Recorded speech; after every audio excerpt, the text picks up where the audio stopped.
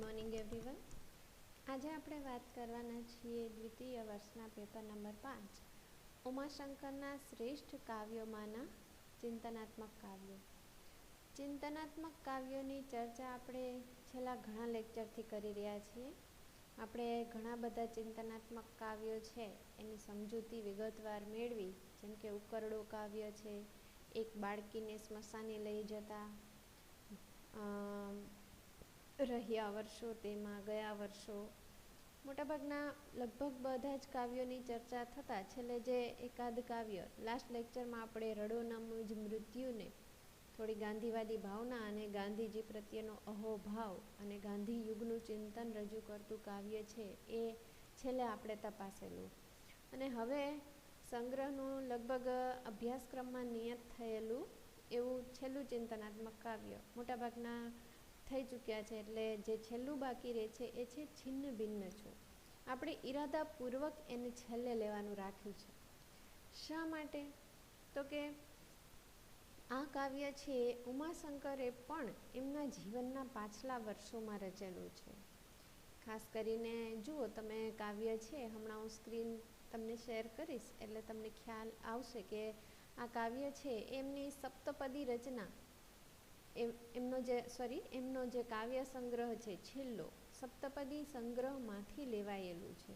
લગભગ 81ની સાલમાં કે આ સંગ્રહ બહાર પડે છે અને એ સમયે છે એ કવિતા આધુનિક યુગ તરફ થોડા મંડાણ પણ કરવા માંડે છે. આધુનિકતાવાદ છે સાહિત્યમાં પણ પ્રસરવા માંડે છે.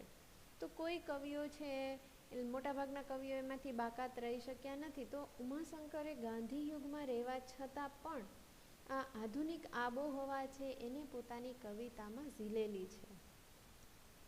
જો એનું શીર્ષક જ છે તમને સ્પર્શી જાય, છિન્ન ભિન્ન છું. એટલે વ્યક્તિત્વમાં જે વિચ્છિન્નતા છે, જે છિન્ન ભિન્નતા છે, વ્યક્તિત્વ છે એક થવા મથી રહ્યું છે. એમનું જે કવિ વ્યક્તિત્વ એ જાણે વિખરાઈ ચૂક્યું છે અને હવે એને એક કઈ રીતે કરવું, એને એક કેન્દ્રી કઈ રીતે બનાવવું, તો એવી કંઈક મથામણ એ આપણને આ કાવ્યમાં અનુભવાશે. એ વિશેનું ચિંતન એમણે આ કાવ્યમાં રજૂ કર્યું છે. જેમ આપણે વાત કરીએ એમ કે સપ્તપદી સંગ્રહમાંથી એ લેવામાં આવેલું છે અને એમનો જે આ સંગ્રહ છે એમની પરિણત પ્રજ્ઞાના ફળ રૂપે આપણને મળેલું છે. જો જીવનના પાછલા વર્ષોમાં એ રચાયેલ હોય એટલે ખાસ કરીને એક પ્રકારની પરિપક્વતા, એક પ્રૌઢી એનો પણ એમાં આપણને અનુભવ થાય. જો હવે હું તમને સ્ક્રીન શેર કરું છું. છિન્ન ભિન્ન છું કવિતાને આપણે શબ્દસહ છે સાથે સાથે સમજૂતી છે એ પણ એની મેળવતા જઈશું.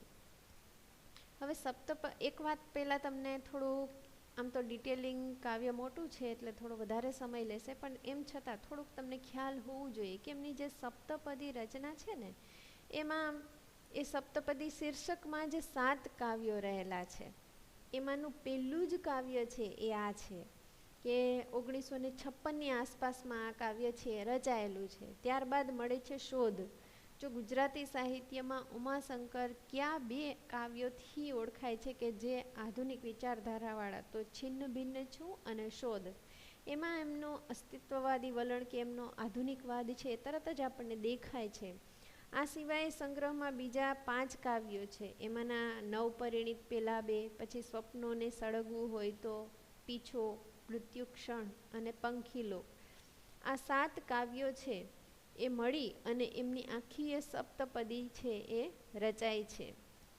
જો ટી.એસ. એલિયટ છે, અંગ્રેજી પ્રસિદ્ધ કવિ અને પેલા વિવેચક, એનું નામ તમે સાંભળેલું હશે, એમની પણ 4 ક્વાર્ટેટ્સ એવી રચના છે. એમાં પણ એમણે 4 કાવ્યો આપેલા છે, પણ એ 4 કાવ્યોથી એમની એ રચના છે એ આખી સુગ્રથિત થાય છે. એવી જ રીતે રિલ્કેનું દુઈનો એલજી છે, એમાં 10 કાવ્ય છે અને એ 10 કાવ્ય મળીને એક કવિતા રચાય છે. એક પ્રકારનો સરખો ભાવ એમાં વણાયેલો હોય છે. તો અહીં એમની રચના છે એ છિન્ન ભિન્ન છું, શોધ અથવા તો નવપરિણીત પેલા 2, મૃત્યુક્ષણ, પંખીલોક, તો આ બધી 7 રચનાઓ મળી અને સપ્તપદીનો એક આખો ઘાટ છે એ ઘડાયેલો છે. હવે સપ્તપદીની પ્રથમ કવિતા રૂપે જ આપણું આ કાવ્ય છિન્ન ભિન્ન છું એ આલેખાયેલું છે. એમાં ખાસ કરીને એક પાયાની અનુભૂતિ છે એ કવિતાનું જાણે પ્રસ્થાન બિંદુ બને છે. હવે છિન્ન ભિન્નતા શું છે? શેની છિન્ન ભિન્નતા? તો આપણે આગળ વાત કરીએ એમ કે કવિ પોતાના વ્યક્તિત્વની છિન્ન ભિન્નતાની વાત કરે છે. કવિ પોતાના એટલે કવિ ખાલી પોતાના જ વ્યક્તિત્વની વાત કરે છે? તો ના, કવિ છે એ સાર્વત્રિક રીતે આજનો માનવી જે છિન્ન ભિન્નતા અનુભવે છે, વ્યક્તિત્વમાં જે ભિન્નતા, આજે છિન્ન ભિન્નપણું, જાણે એમનું વ્યક્તિત્વ છે એ વિખરાઈ ગયું છે, એવો કંઈક ભાવ, સાર્વત્રિક ભાવ લઈ અને ઉમાશંકરે આ કાવ્ય રચના કરી છે. હવે આ છિન્ન ભિન્નતાનો અનુભવ છે શાને કારણે થાય? આપણને સ્વાભાવિક રીતે પ્રશ્ન થાય કે શા માટે આવી છિન્ન ભિન્નતા અનુભવાય છે? તો આપણે કહી શકીએ કે આધુનિક સંસ્કૃતિની દેન છે. આજે આપણે જોઈએ છીએ ને, આધુનિક સંસ્કૃતિમાં જો માનવીથી દૂર થતો જાય છે. આજે મોબાઈલ, વોટ્સઅપ, તમારા ઇન્સ્ટાગ્રામ ફ્રેન્ડ્સ, તમારા ફેસબુક ફ્રેન્ડ્સ, એ બધું વધી જાય છે. માનવી એકબીજાથી અળગો થતો જાય છે. આધુનિક નગર જીવનની આ જે સંસ્કૃતિ છે એના કારણે આજે સતત માનવી વચ્ચેનું અંતર વધ્યું છે અને ધીરે ધીરે માનવી છે એકલો થતો જાય છે. તો એ જે એકલતા છે એ ધીરે ધીરે માનવીના વ્યક્તિત્વને છિન્ન ભિન્ન કરે છે. ધીરે ધીરે માનવી છે એ પ્રકૃતિથી પણ દૂર થતો જાય છે. પહેલાં આપણે જોતા કે પહેલાંના માણસો છે પ્રકૃતિની નજીક રહેતા, પોતાના પ્રકૃતિની સાથે એનો વ્યવસાય છે પણ પ્રકૃતિની સાથે સંકળાયેલો હોય. મોટાભાગે ખેતીવાડી, પશુપાલન એ બધું થતું. પણ હવે માત્ર ટેબલ ચેર પર બેસી અને કોમ્પ્યુટર પર કે મોબાઈલ પર જ કામ થઈ જાય છે. તો આ બધું જ આધુનિક નગર સંસ્કૃતિ છે, એના આ બધા પરિબળો છે, એણે કોઈને કોઈ રીતે માનવીને છે આવી રીતે વિચ્છિન્નતા તરફ ધકેલેલો છે. હવે જો આપણે કાવ્ય જોશું ને એમ તમને એ પણ ખ્યાલ આવશે કે કાવ્યની અભિવ્યક્તિ, આ કાવ્ય છે ને એની અભિવ્યક્તિ, એની રીતિ પણ જાણે એ આધુનિકવાદી કવિતાનું લક્ષણ એ રીતે એ પણ જુદી પડે છે. જૂની જે કાવ્ય રીતિઓ છે એના કરતાં અહીંયા ઉમાશંકરે જે રજૂઆત કરી છે ને એ પણ ભિન્ન છે અને એ પણ જાણે આધુનિકતાવાળી હોય ને એવો તમને અનુભવ થશે. કારણ કે અહીંયા સાદી કવિતા નથી. એક તો પહેલી જ વાત કે આ જે રચના છે એ અછાંદસ રચના છે. પહેલી મોટાભાગની એમની કવિતાઓ આપણે જોઈએ તો કોઈ સોનેટ પ્રકારની હતી, કોઈ કથા કાવ્યો હતા, કોઈ ગીત કાવ્ય હતા, વળી કોઈ મુક્તક હતા, કેટલાક ઉર્મી કાવ્યો આપણે જોયા. પણ આ કાવ્યનું સ્વરૂપ કેવું છે? તો આ અછાંદસ કવિતા છે. અહીંયા છંદમાં કાવ્યની રચના જ કરી નથી. છંદ વગર, એટલે આ પહેલું જ આધુનિકતાનું લક્ષણ અછાંદસતા. અને એ જ રીતે એમાં એમણે કલ્પનો, પ્રતીકો, એનો જબરદસ્ત વિનિયોગ કરેલો છે. અને એનું ભાષાકર્મ છે એ પણ તમને અલગ લાગશે. અમુક અંગ્રેજી શબ્દ પ્રયોગ છે એ પણ એમણે કરેલા છે. તો એ દ્રષ્ટિએ કવિતાની અભિવ્યક્તિની રીતિ છે ને એ પણ આપણને આધુનિક હોય એવું જણાય છે. હવે કાવ્યને આપણે શબ્દશઃ સમજૂતી મેળવીએ, જોઈએ. છિન્ન ભિન્ન છું, નિશ્છંદ કવિતામાં ધબકવા કરતા લય સમો, માનવ જાતિના જીવન પટ પર ઉપસવા મથતી કોઈ ભાત જેવો, ઘેર ઘેર પડેલ હજી નવ હાથ લાગ્યા ભિક્ષુકના ટૂંક જેમ વિચ્છિન્ન છું. જો છિન્ન ભિન્ન છું, કવિ વાત પોતાની કરે છે, પણ આ વાત છે એ સાર્વત્રિક રીતે આજના દરેક માનવીને લાગુ પડે છે. કેવી રીતે છિન્ન ભિન્ન છે? તો પોતાની આ અનુભૂતિને સમજાવવા માટે એ ઉપમાઓ યોજે છે. જો નિશ્ચંદ કવિતામાં ધબકવા કરતા લય સમો.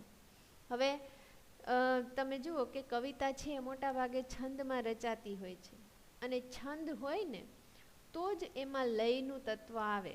આ લય એટલે શું? તો એક પ્રકારનું આવર્તન, એક પ્રકારનું જે તમે કાવ્યમાં છે એ અનુભૂતિ, એને બહુ વર્ણવી નહીં શકાય, પણ કાવ્યમાં લય હોય તમે સ્વાભાવિક રીતે સમજી શકો કે એને આપણે માત્ર અનુભવી જ શકીએ. અને બહુ શબ્દો દ્વારા એનું સ્પષ્ટીકરણ છે થોડું અઘરું છે. તો એક પ્રકારનું આવર્તન છે. હવે નિશ્ચંદ કવિતામાં ધબકવા કરતા લય સમો, છંદ હોય તો લય આવે, પણ છંદ રહિત કવિતામાં લઈને પ્રસ્થાપિત કરવો એટલે ખૂબ જ અઘરું કામ. તો કવિ પોતાની વિચ્છિન્ન અનુભૂતિને એવી રીતે સરખાવે છે કે જાણે છંદ વગરની કવિતામાં લઈને જેમ બેસાડવો અશક્ય છે ને, એમ મારું વ્યક્તિત્વ પણ એટલું બધું છિન્ન ભિન્ન થઈ ગયું છે કે એને ભેગું કરવું અશક્ય જેવું બની ગયું છે.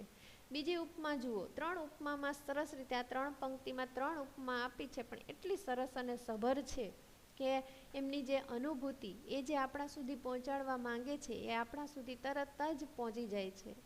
માનવ જાતિના જીવન પટ પર ઉપસવા મથતી કોઈ ભાત જેવો. જો આ ઉપમામાં સમગ્ર માનવ જાતિ છે એને જીવનપટનું રૂપક એમણે આપી દીધું છે. હવે જીવનપટમાંથી એક ભાત તરીકે ઉપસવા મથે છે, પણ આખી એ માનવ જાતિ છે એ તો અલગ અલગ છે, છિન્ન ભિન્ન છે, અને એમાં તો ભિન્નતા પણ રહેલી હોય. તો એમાંથી એક અલગ અલગ પ્રકારના લોકોમાંથી એક પેટર્ન ઉપસાવવી, એક ભાત ઉપસાવવી કે એક જ પ્રકારની ડિઝાઇન ઉપસાવવી એ શક્ય છે ના. કારણ કે માનવ જાતિ તો એ અલગ અલગ લોકો એમાં સ્થાન પામે, તો કેવી રીતે એક જ પ્રકારની ભાત ઉપસી શકે? તો અહીંયા માનવ જાતિને પણ જીવનપટનું રૂપક આપી અને પોતાની વાતને સમજાવી છે કે ફરી એના જેવું જ અઘરું કામ મારી છિન્ન ભિન્નતાને એક કરવી એ ખરેખર અઘરી છે. ઘેર ઘેર પડેલ હજી 9 હાથ લાગ્યા ભિક્ષુકના ટૂંક જેમ. પોતાની આ ભિન્નતા કેવી છે એને એક કરવું કઠણ છે. શું કામ? તો એ વાતને જો આ ત્રીજું દ્રષ્ટાંત કે ઉદાહરણ એ તો એકદમ સરસ છે કે ઘેર ઘેર પડેલ હજી 9 હાથ લાગ્યા ભિક્ષુકના ટૂંક જેમ. ભિક્ષુક શું માંગે? રોટલી, કે રોટલીના ટુકડાઓ ઘણી વખત એને ત્રુટક ત્રુટક છે, કટકો કટકો મળતો હોય. હવે એને આખી રોટલી છે એમાંથી આખી રોટલી એમાંથી એને કરવી છે. હવે ભિક્ષુક છે એ માંગવા ઘરે ઘરે જશે ત્યારે એને ક્યારેક છે ટુકડા ટુકડા રૂપે પણ રોટલી મળી શકે. હવે એ રોટલીને એક કરવી શું શક્ય છે? અને પછી એનો સ્વાદ લેવો તો કેટલું બધું અઘરું કામ છે. એને ભેગા કરવા, અને એ દરેક ટુકડો, દરેક ઘરનો ટુકડો છે જુદો જુદો હોવાનો છે. એ બધા જ ટુકડા ભેગા કરવાથી આખો રોટલો કંઈ ઘડી શકાવાનો છે નથી, શક્ય જ નથી. તો આ અહીંયા જુઓ, પછી ભિક્ષુક દ્વારા જીવનની દરિદ્રતાનો પણ એણે સાથે સાથે નિર્દેશ કરી દીધો છે. એ પણ ધ્યાનમાં લેવાનું કે ભિક્ષુક એટલે માત્ર એ ભિક્ષુકનું ઉદાહરણ આપીને અટકી જતા નથી, પણ એના દ્વારા આપણી દરિદ્ર જીવન દશા તરફ પણ એમણે સંકેત કરેલો છે કે પોતાનું વ્યક્તિત્વ પણ આવી રીતે છિન્ન છે. આ ભીખના ટુકડાઓ જેમ અલગ અલગ છે એમ વ્યક્તિત્વ પણ અલગ અલગ છે અને આવી રીતે વિખરાયેલું છે. પછી તરત જ જુઓ પછીની પંક્તિઓ. કોણ બોલી? કોકિલા કે જાણે સ્વિચ ઓફ કરી દઉં? તરુઘટામાં ગાજતો આ બુલબુલાટ કુદરતના શું રેડિયોનો સાંસ્કૃતિક કાર્યક્રમ ચાપ બંધ કરી દઉં? શું કરું એને હું? હવે જુઓ, હવે આ બે લીટી સાથે જ લઈ લઈએ પંક્તિ. વસંત પંચમી કેમ આવીને કેમ ગઈ, મને ખબર સરખી ન રહી.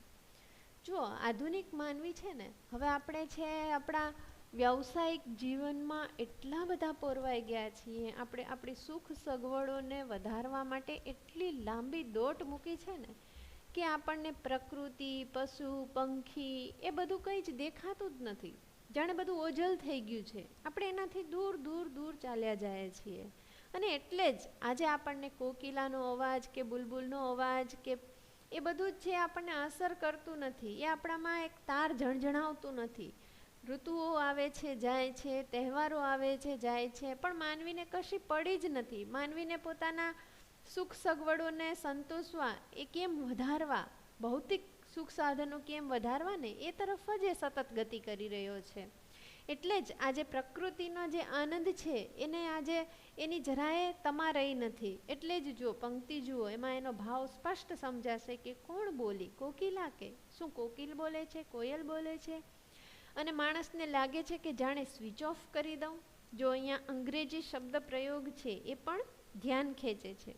આ આધુનિક ગુજરાતી કવિતામાં કે આધુનિક સંદર્ભે એ પણ ધ્યાન ખેંચવા માટે એકદમ ધ્યાન આપણું ખેંચે છે કે આવો પ્રયોગ છે એ બહુ ઓછા કવિઓએ કરેલો હોય.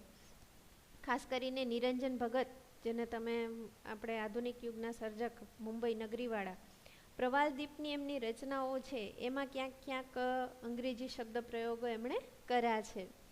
હવે આજે જ્યારે પક્ષીઓ બોલે છે, પેલા માણસ છે પ્રકૃતિની સાથે લયમાં એક ગતિ કરતો, પક્ષીઓના અવાજથી એ ઉઠતો, પણ આજે માણસ એલાર્મથી ઉઠે છે, પક્ષીઓનો અવાજ એને ગમતો નથી, એટલે જ એને લાગે છે કે જાણે સ્વિચ ઓફ કરી દઉં, આ પક્ષીઓના અવાજને હું બંધ કરી દઉં.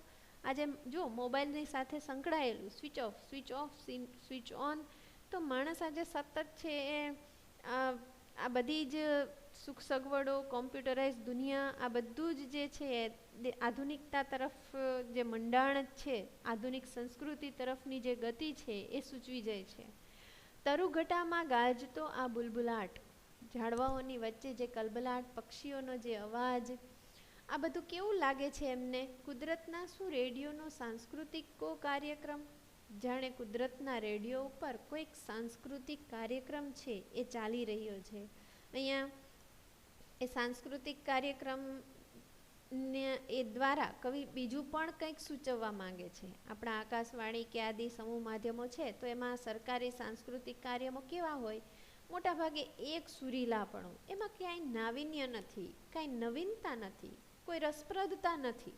એટલે જ કવિ કહે છે કે આ જાણે આ બુલબુલાટ છે એ મને જાણે રેડિયો પર સાંસ્કૃતિક કાર્યક્રમ સાંભળતો હોય ને એવો લાગે છે. એક સુરીલાપણો, કાંઈ વૈવિધ્ય નથી, કાંઈ નવીન્ય નથી, જાણે એક પ્રકારનો કંટાળો જન્માવે છે, એક પ્રકારનું બોર્ડમ છે એ એમને અનુભવાય છે.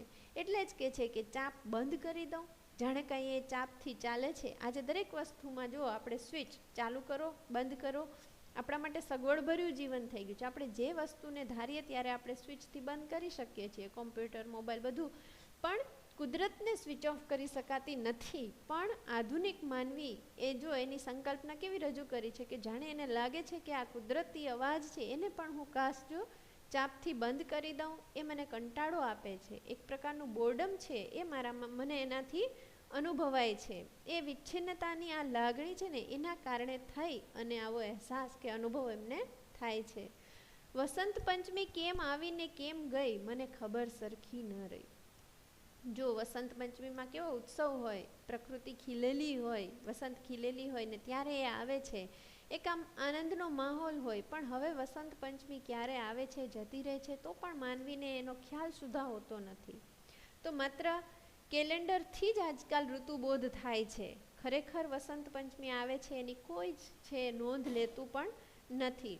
તો પ્રકૃતિ સાથેની આ વિચ્છિન્નતા છે જે અહીંયા કવિ આપણી સમક્ષ રજૂ કરે છે કે સમજાવે છે. પછી જુઓ, પ્રકૃતિ શું કરે? પણ એમાં પ્રકૃતિએ શું કરે? મારી પ્રકૃતિની જ આ રામાયણ છે. આજના માનવીની પ્રકૃતિ જ એવી થઈ ગઈ છે કે એને આ પ્રકૃતિમાં, કુદરતમાં કશો જ રસ રહ્યો નથી. એમાં કુદરતનો શું વાંક?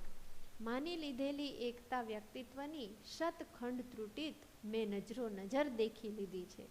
કે વ્યક્તિત્વની માનેલી એકતા, આપણે માનીએ છીએ કે આપણે એક છીએ, પણ આજે આપણું વ્યક્તિત્વ છે એ શતખંડ ટુકડાઓમાં, કેટલાય ટુકડાઓમાં વહેંચાઈ ગયું છે. આપણું વ્યક્તિત્વ છે એ એક વ્યક્તિત્વ રહ્યું નથી. માનવીનું વ્યક્તિત્વ આજે એક રહ્યું નથી, એ કેટલાય ટુકડાઓમાં વિભાજિત થઈ ગયું છે. ને આ વિચ્છિન્નતા મેં નજરો નજર દેખી છે, અનુભવી છે. પછી જુઓ, આ વ્યક્તિત્વ કેવી રીતે અલગ અલગ રીતે વિખરાયેલું છે. ક્યાંક રાગ છે, ક્યાંક દ્વેષ છે, ક્યાંક ભય છે, એવા અનેક ભાવોમાં વ્યક્તિત્વ છે એ વિખરાઈ પડેલું છે.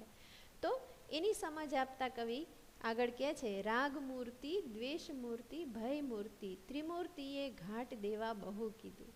આપણામાં રાગ હોય, દ્વેષ હોય, ભય હોય, અને એવા તો અનેક ભાવો હોય. પણ આ બધા જ આ જે ત્રિમૂર્તિ છે એણે ઘાટ દીવા બહુ કીધું. એ બધાને સાથે મેળવી અને એક થવું, એક વ્યક્તિત્વ, એકત્વ સિદ્ધ કરવું, એવો તો ઘણો પ્રયાસ કરવો, પણ વ્યક્તિત્વના વિખરાયેલા અંશો એ ભેગા થતા નથી.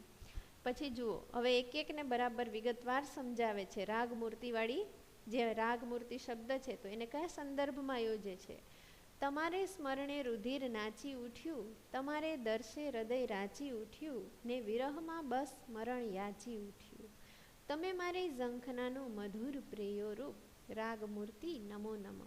જો રાગ અમુક લોકો પ્રત્યે, અમુક વ્યક્તિઓ પ્રત્યે આપણને રાગ હોય, પ્રેમ હોય, મોહ હોય, એને આપણે ઈચ્છીએ, એનાથી મળવાનું ઈચ્છીએ, તો રાગ તત્વની વાત કરતા કે છે કે તમારે સ્મરણે રુધિર નાચી ઉઠ્યું. કોઈ ગમતી વ્યક્તિને યાદ કરીએ તો હૃદય છે જાણે નાચી ઉઠે, આપણને આનંદની લાગણી થાય. તમારે દર્શે હૃદય રાચી ઉઠ્યું.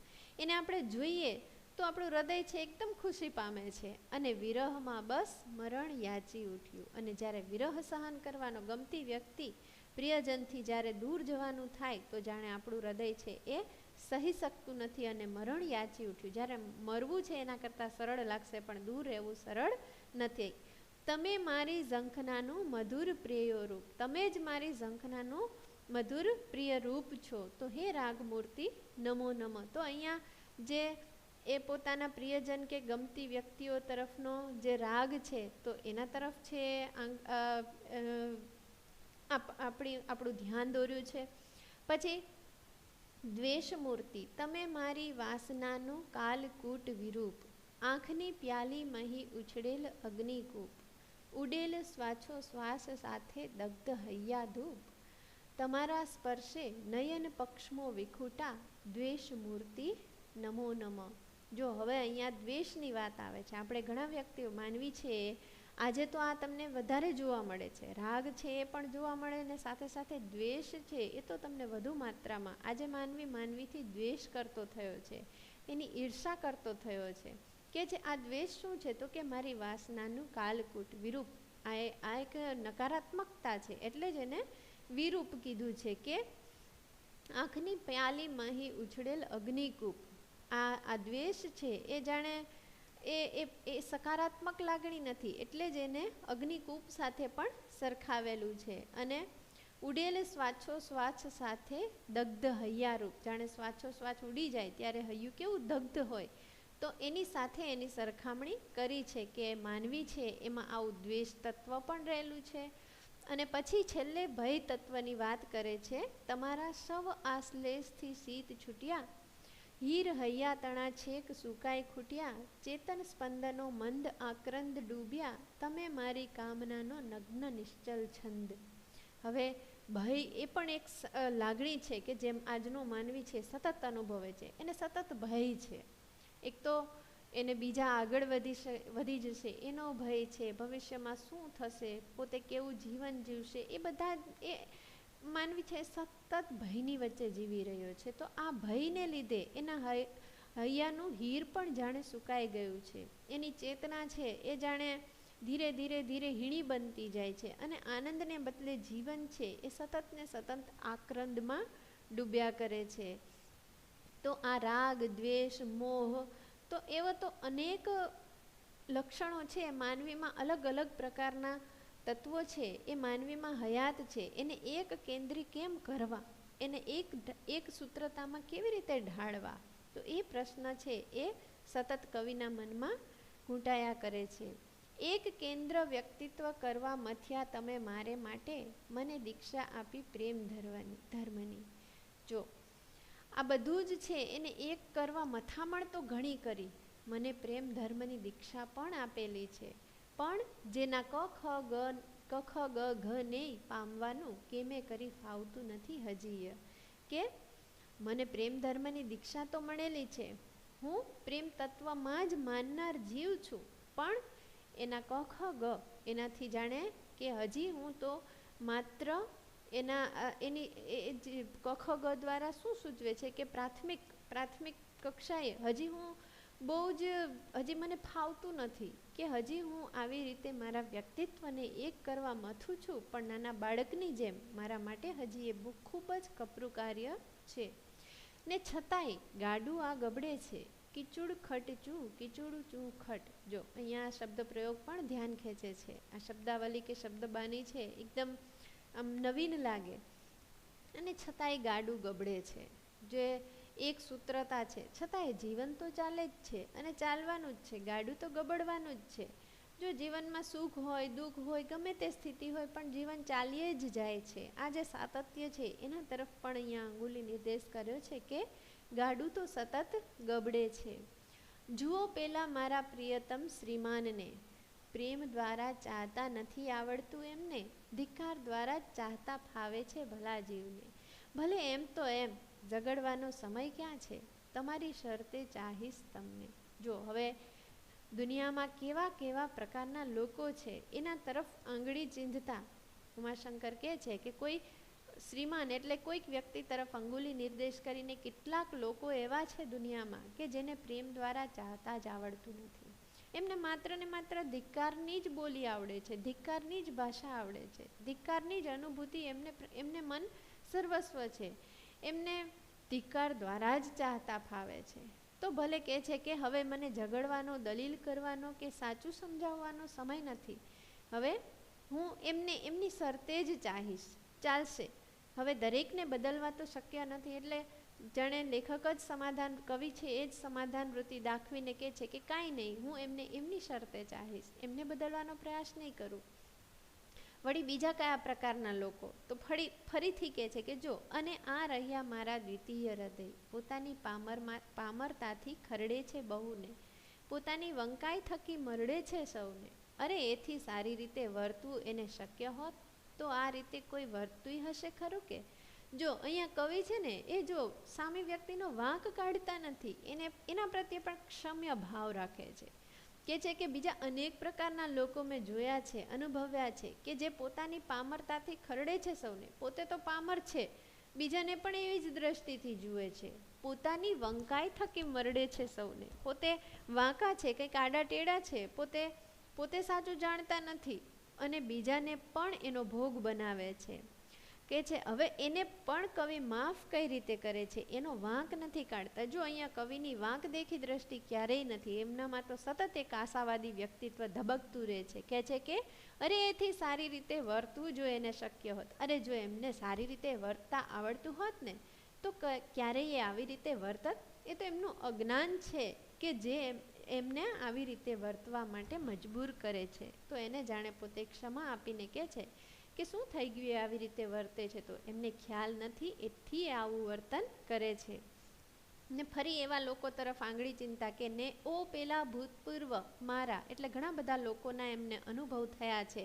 અપૂર્વ અનુભવ થયો એમના નિમિત્તે, વારંવાર રટ્યા કર્યું મારા મને આવા ઘણા બધા અનુભવો થયા. કેટલાય લોકોને મેં જોયા છે કે જેમને જીવવાની સાચી રીતનો એ ખ્યાલ નથી, છતાં કે છે કે તમને ધિક્કારવાની મને ફરજ નહીં પાડી શકો, કદી એ ધિક્કારી શકાય, એકવાર ચાહ્યું જેને. કેટલી સરસ પંક્તિ છે કે એ લોકોએ પોતાના વર્તન દ્વારા એ જાણે મને એમના પ્રત્યે ધિક્કાર જન્મે એવું એ વર્તન કરે છે. પણ ના, હું મારી સારપ નહીં છોડું, હું મારો સારો ભાવ શા માટે છોડું? તમને ધિક્કારવાની મને ફરજ નહીં પાડી શકો, હું તમને ક્યારેય ધિક્કારીશ નહીં.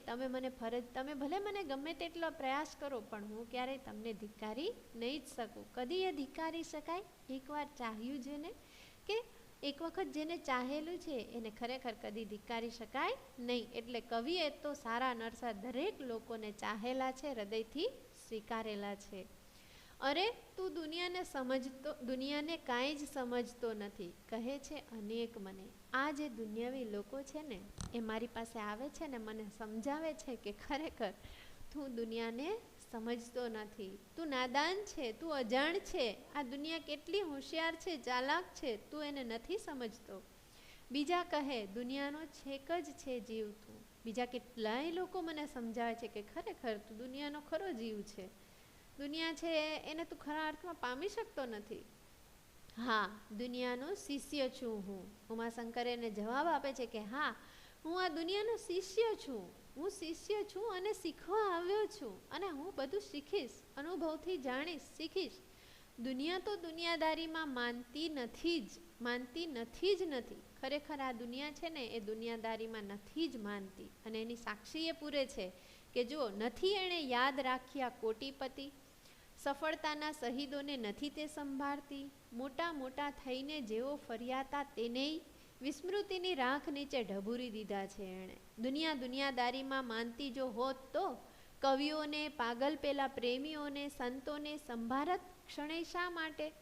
જો દુનિયા દુનિયાદારીમાં માનતી જ નથી. એ વાતને પુરવાર કરવા કેવા ઉદાહરણ આપ્યા છે કે આ દુનિયાએ કોઈ કરોડપતિને યાદ રાખ્યા નથી, કોઈ સફળતાના શહીદોને યાદ રાખ્યા નથી, જે મોટા મોટા થઈને ફરતા હતા એ લોકોને એને પણ દુનિયા ભૂલી ગઈ છે. વિસ્મૃતિની રાખ નીચે એને ઢબૂરી દીધા છે, એને પણ ભૂલી ગઈ છે.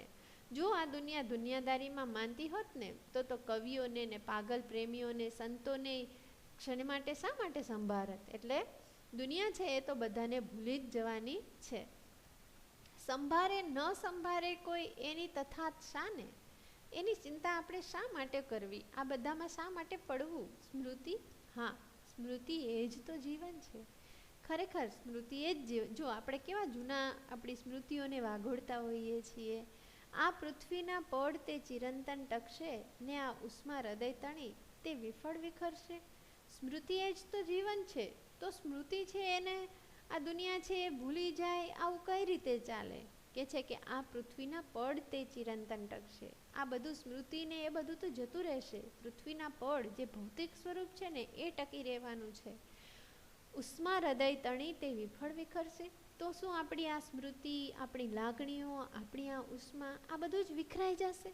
આનું કાંઈ જ મહત્વ નથી. ના ના ના, સૂર્યને ગરમ રાખવામાં એ જરી જરીક શું સહારો દેશે. કે ના ના સાવ વિફળ નહીં જાય, પણ સૂર્યને ગરમ રાખવામાં એ ક્યાંક છે એ પોતાનો સહારો જરૂરથી આપશે. કે સાવ એ એમનામાં જે વેડફાઈ જશે એનું કંઈ જ મહત્વ નહીં અંકાય, એવું તો નહીં બને. હૃદય હૃદયના ધબકારે તે પુનર્જીવતી ત્રિભુવન દિગ્વિજયી સંચરશે. કે છે કે આ રાગણી, આ ઉષ્મા એ હૃદય હૃદયના ધબકારે જાણે ત્રિભુવનની દિગ્વિજયી થશે. એટલે ફરી એકવાર એમનું આશાવાદી વ્યક્તિત્વ છે એ અહીંયા ડોકાય છે. કોણ જાણે અટાણે તો ધબકો આ એક પછી એક ઓછી થતી જાય. ધબકારો એક આશાવાદીપણું કે છે કે આજે તો શા માટે ખબર નથી, પણ આ આધુનિક સમયમાં, આધુનિક યુગમાં, આધુનિક માનવીની ધબકો, એની આશાવાદિતા આ ધીરે ધીરે છે એ ઘટતું જાય છે, ઓછું થતું જાય છે. અનંતીકરણ એનું શક્ય હશે? શું એનું અનંતીકરણ કરવું શક્ય છે? જાય વૈશાખી ખાખી લૂ લીલા વર્ષે આકાશથી ત્યાં પુલ પર થઈ જાય સરી જાય બસ. ગોગલ્સ આંખો ચિંતનમાં ડૂબેલી તે હોય તોય નીચેથી સાબર તારું પાતળુંક ઝરણું અનંત્ય મૃગજળ પ્રતિ દોટ દેતું ભોળકડું હરણું. એક ક્ષીણ પ્રવાહ પટીની ટાઢકતી ધાર પુલ વિંધી વૈશાખી દોજક મહી આર પાર. મારા ચૈતન્યને અડે ને ઠારે અર્ધક્ષણ દોટ દઈ રહેલી બસ ફરી થાય આહુતિ. ગ્રીષ્મના લૂ યજ્ઞની જ્વાળાઓ મહી તે પહેલાં, જો સાથે જ લઈ લઉં, ભાવ એક જ છે એટલે સાથે જ જોઈ લઈએ. મારા લઘુ હૈયાની આ અજાણી ધબક એટલું જો કરી શકે એટલું ના કરી શકે, કદાચ ને ના કરી શકે તો. જો આ પાટલીય પંક્તિઓનો ભાવ છે એક જ છે, એક જ વાત કે પ્રસંગનું વર્ણન અને એક જ આશાવાદ જેમાં દર્શાવેલો છે. એટલે જ આપણે પંક્તિઓ છે એને એક જ સાથે વાંચી. જો શું કહે છે હવે, વૈશાખી માહોલ છે, આકાશમાંથી લૂ વરસી રહી છે. સ્થિતિ કે દ્રશ્ય કેવું છે કે કવિ બસમાં બેઠા છે, આંખે ગોગલ્સ ચડાવેલા છે. હવે બસ છે એ પુલ ઉપરથી પસાર થાય છે. નીચે સાબરમતી છે એ વહે છે. સાબર જે સંબોધન કર્યું ને એ સાબરમતી નદીને કરેલું છે કે તારું પાતળુંક ઝરણું, એનું પાણી છે એ વહે છે. અને એના ક્ષીણ પ્રવાહ પટીની ટાઢકની જે ધાર છે એ આ વૈશાખી દોજકમાં પણ કવિના ચૈતન્યને ક્ષણેક ઠારે છે, કવિને ઠંડક આપે છે, એમની ચેતના છે એને જીવંત રાખે છે. અને કવિને થાય છે કે આ સાબરની પાતળી ધારાએ જેમ મને ઠંડક આપીને એમ મારા હૈયાની લઘુ ધબક જો આટલું કરી શકે, મારા હૈયાની આ ધબક, આ ધબકાર, મારું હૈયું કોઈકને જો સાંત્વન આપી શકે ને આ તપ્ત સંસારમાં, આ મુશ્કેલીઓથી ભરેલા ને સંસારમાં જો કોઈને ટાઢક આપી શકે ને તો મારા માટે ઘણું છે. એટલે ફરી એક આશાવાદી વલણ, મારું લઘુ હૈયું, લઘુ એટલે મારું નાનકડું, એ આમ જાણે ઓછા મહત્વનું એ રીતે એને દર્શાવે છે કે મારું લઘુ હૈયું, મારું નાનકડું હૈયું એ જાણે બીજાને ઠંડક આપી શકે, કોઈને તૃપ્તિ આપી શકે ને તો મારા માટે ઘણું છે. પણ કદાચ એ ન કરી શકે તો ફરી એક વખત એમના મોટાભાગના કાવ્યોમાં જો એ સંદેહ કે શંકા વ્યક્ત કરતા હોય છે કે જો એ નહીં થઈ શકે તો એ જાણે એમને ડર છે કે બીજાના હૈયાને ઠંડક આપવા કે બીજાને મદદરૂપ થવા ઈચ્છે છે પણ નહીં થઈ શકે તો એમાં એમનો જે સારો ભાવ, એમના હૃદયનો શુભ ભાવ છે એ પણ આપણે અહીંયા જોઈ શકીએ છીએ. દિન રાત રાત દિન જો બે વખત દર્શાવી અને એ ઘૂંટાઈને એનો ભાવ છે એને વધારે આપણી સમક્ષ એકદમથી પહોંચી જાય છે ઘૂંટાવાથી. દિન રાત રાત દિન ખિન્ન છું, એક કેન્દ્ર થવા મથી રહેલ ક્લિન્ન છું, ધબક ધબકમાં ઉડી રહેલ છિન્ન ભિન્ન છું. કહે છે કે ખરેખર દિન રાત અને રાત દિન સતત ને સતત હું ખિન્ન છું, હું ઉદાસ છું. આ સમય આધુનિક સમયમાં દરેક માનવીની આ જ લાગણી છે, એ ઉદાસ છે. એક કેન્દ્ર થવામાંથી રહેલ ક્લિન્ન છું. હું અલગ અલગ ટુકડાઓમાં અલગ અલગ અનેક ભાવનાઓમાં વિખરાયેલો છું ને મારા વ્યક્તિત્વને એક કેન્દ્ર કરવા માટે મથી રહ્યો છું. ધબક ધબકમાં ઉડી રહેલ છિન્ન ભિન્ન છું. મારા હૃદયના દરેક ધબકારે મારું હૈયું જાણે એક પ્રકારની છિન્ન ભિન્નતા અનુભવે છે.